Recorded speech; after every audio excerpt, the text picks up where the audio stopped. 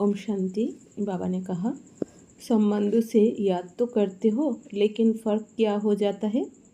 एक है दिमाग से नॉलेज के आधार पर संबंध को याद करना, और दूसरा है दिल से उस संबंध के स्नेह में, लाभ में लीन हो जाना।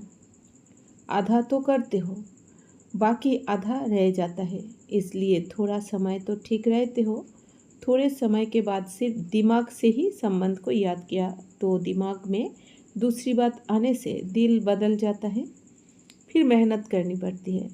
फिर क्या कहते हो, हमने याद तो किया, बाबा मेरा कंपेनियन है, लेकिन कंपेनियन ने तोड़ तो निभाई नहीं, अनुभव तो कुछ हुआ नहीं। ये दिमाग से याद किया, दिल में स्नेह को समाया नहीं।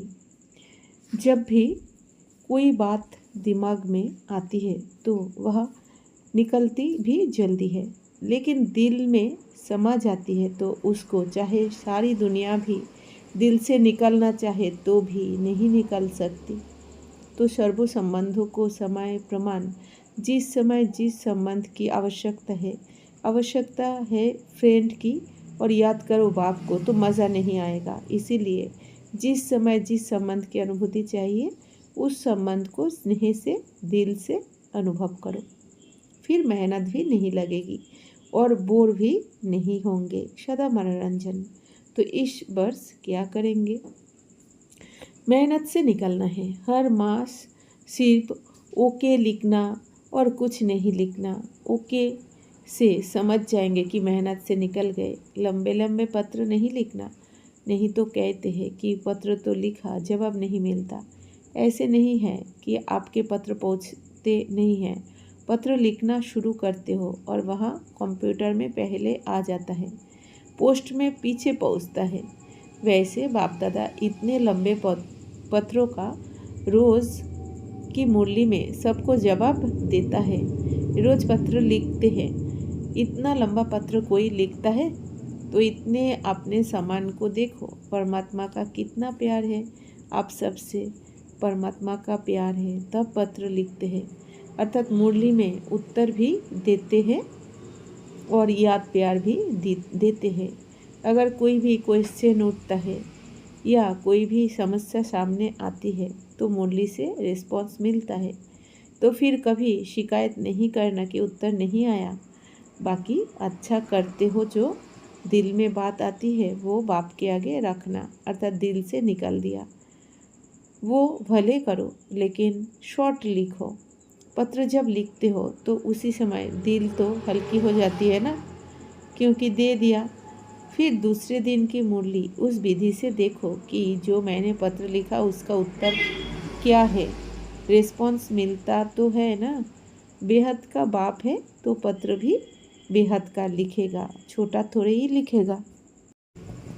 सभी खुशी से सेवा करते हैं तो उसका रिजल्ट भी ऐसा निकलता है।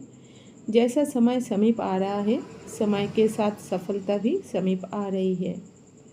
कुछ समय पहले सफलता दूर लगती थी, लेकिन अभी सफलता कितनी समीप अनुभव हो रही है।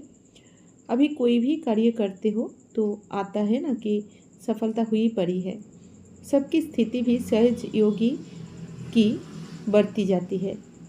तो जितनी स्थिति सहज योगी की बढ़ती है उतनी सफलता भी स्वयं आगे आती है। सफलता के पीछे नहीं जाते, लेकिन सफलता स्वयं आती है। अच्छी विधि है। अभी स्वयं ऑफर करते हैं। पहले कॉन्ट्रैक्ट करना मुश्किल था। बाप दादा को जयंती, अर्थात लंदन की जयंती बहन की बात याद आती है। जब बाहर की सेवा कहते थे तो सभी को कहती थी बड़ा मुश्किल है, विदेश है, आप लोगों को विदेश का पता नहीं, और अभी व्यक्ति मिलते हैं, स्थान कम है। इसलिए जो भी निमित्त बने सभी अपने अपने नाम से याद स्वीकार करना। बाप दादा सभी निमित्त बने हुए बच्चों को मुबारक देते हैं। अच्छी हिम्मत रखी और हिम्मत का प्रत्यक्ष फल सर्वों की मदद मिली। जो भी जहाँ भी सेवा कर रहे हो तो सर्वों के संगठन के वाइब्रेशन से विशेष कार्य में सफलता मिल रही है। जैसे बिल्डिंग बनती है ना, तो एक एक कण का सहयोग होता है, एक एक ईंट का सहयोग होता है तब बिल्डिंग बनती है। कहने में तो ऐसा ही आता है कि फलाने कॉन्ट्रैक्टर ने बनाया, लेकिन ईंट नहीं होती तो कॉन्ट्रैक्टर क्या करता। तो आप सभी सेवा के सफलता के बिल्डिंग को एक एक विशेष ईंट दो, फाउंडेशन हो। बाकी जिस कार्य के लिए जो निमित्त बनता है उनका विशेष नाम हो जाता है। दुनिया वाले कहते हैं छोटा परिवार सुखी परिवार, और यहाँ कहते हैं बड़ा परिवार सुखी परिवार। सभी अच्छी मेहनत करते हो, मेहनत शब्द के बजाय अच्छी सेवा करते हो। मेहनत शब्द थोड़ा अच्छा नहीं लगता, सेवा द्वारा प्रत्यक्ष फल खा रहे हो। डायलॉग अच्छा हुआ ना। तो सेवा से सभी खुश हैं, सब आगे बढ़ रहे हैं और बहुत ही बढ़ते ही रहेंगे। बुद्धि अच्छी चलाते हो। अब ऐसा प्लान बनाओ जो कोई भी अच्छा ब्राह्मण परिवार से किनारे नहीं हो जाए। किले को ऐसा मजबूत करना पड़े जो कोई जा नहीं सके। तो ऐसा किला मजबूत करो तो जो कोई सोचे तो भी जा ना सके। जैसे चारों ओर करंट की तारें लगा देते हैं ना, तो आप भी वाइब्रेशन द्वारा करंट की तारें लगा दो जो उनको स्मृति आ जाए। ओम शांति।